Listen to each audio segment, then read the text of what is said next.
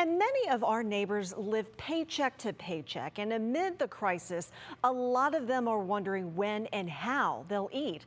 That is why today, the Cleveland Hope Exchange stepped up to help, and they got an assist from Cleveland Browns defensive end Myles Garrett, Town Hall, and Walmart to bring 24,000 pounds of food and supplies to those in need.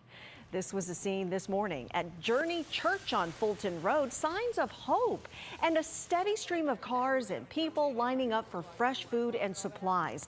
Everyone who showed up for help got a lily of hope. Food drive organizers say all donations go toward the Clark Fulton neighborhood.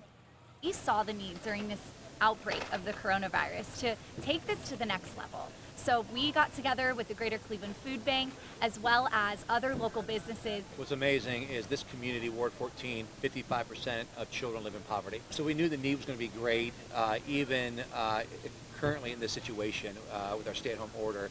How can we help resource those that are at home, especially single parents?